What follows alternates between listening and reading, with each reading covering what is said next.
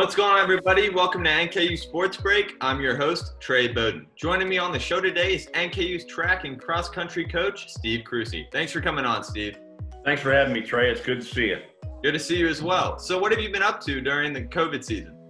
Well, it's been a couple phases. You know, during the spring when everything was just happening in early March, track and field, outdoor track and field was just about to start, and the athletes were confused, as were the coaches, about what was happening in the present, and not really thinking so much about the future. But so my priority became staying in touch with the student athletes and trying to answer any questions I could for them, challenging them with staying in shape and doing well in the classroom.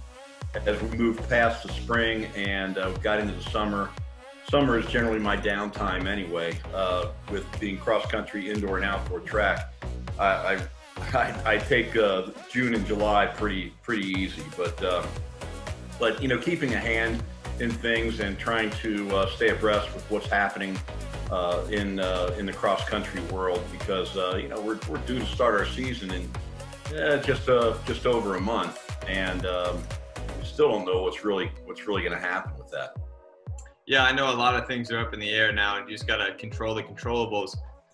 What are you having your runners do right now before the cross-country season? Cross-country, I generally stay in touch with them via email and text message with a June training grid and a July training grid.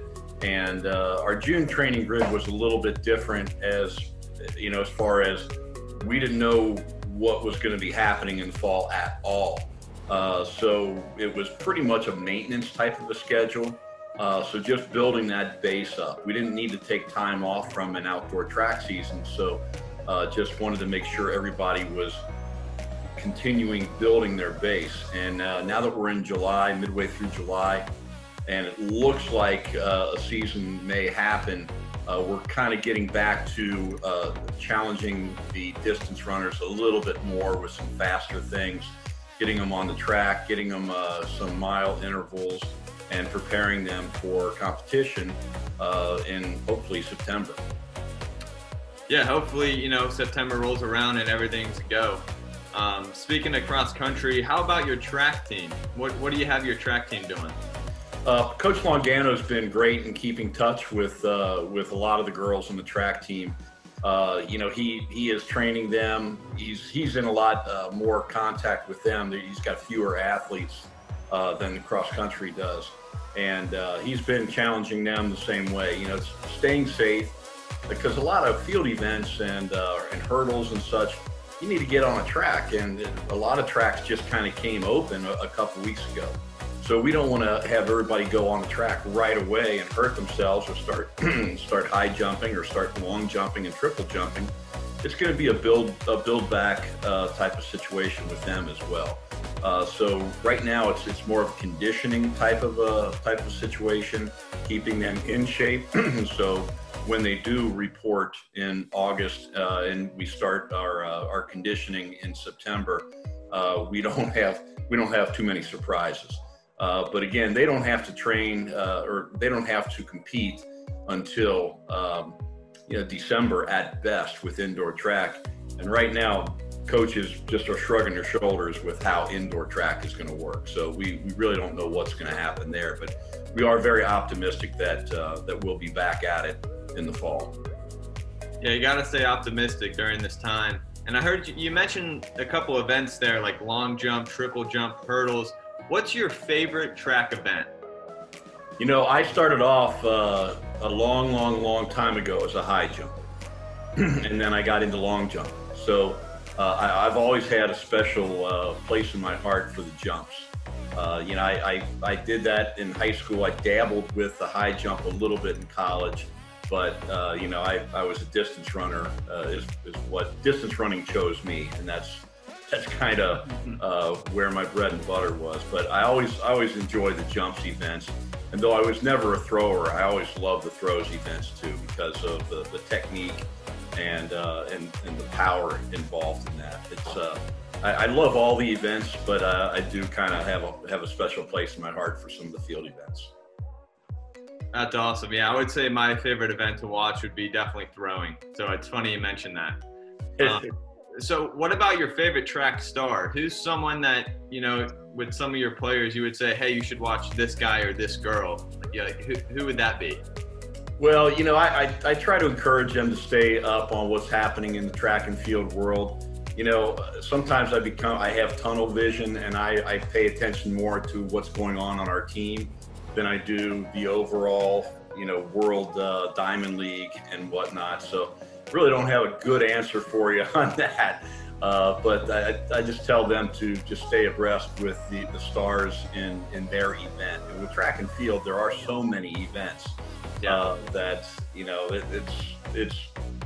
it depends on what you're into as far as what you're going to watch. So no plugs for any stars of the game right now, but everyone's got their favorites.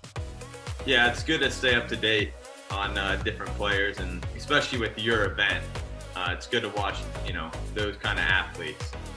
So speaking of athletes, what do you expect from your team this upcoming season for both cross country and track? Well, our men's cross country and track had a rebuild last year. So we knew it would take a year to develop some talent. So those guys coming back now are extra anxious with the COVID situation. And I feel both on our men's and women's cross country team, we've added some very good talent to kind of bring us back a little bit in the standings. Track and field, again, with our men, we focus mostly on the distance events. We have a couple sprinters on the men's team, but we don't have any field events on the men's team. On the women's team, last year we were looking at having our strongest track team ever in the history of our school. And, with having indoor and then outdoor, you really have to pick which one you want to do best in. It's very difficult to just come out and indoor and tear it apart and come back right away for another 8 weeks, 8 to 10 weeks, and do it all over again. So we use indoor as a sharpening device, and then really tune it in when we get to outdoor. But our women's team, we have strength, we have youth, because we're returning everyone but one athlete this past year, and everyone maintains a year of eligibility. So we should be fairly strong on our women's side and fairly well balanced. We've got some champions returning for not just 1 year but a couple years, and both individually and team wise, we should be fairly strong coming into 21. Well, I'm now all hyped up. I'm really looking forward to the season, both seasons. Thank you. I'm happy to give our sports information team something to write about, and and get some content out on social media. You guys do a great job. We really appreciate it. Thank you. And hey, thanks for coming on the show today. That's it for this week's edition of NKU Sports Break. I'm Trey Bowden.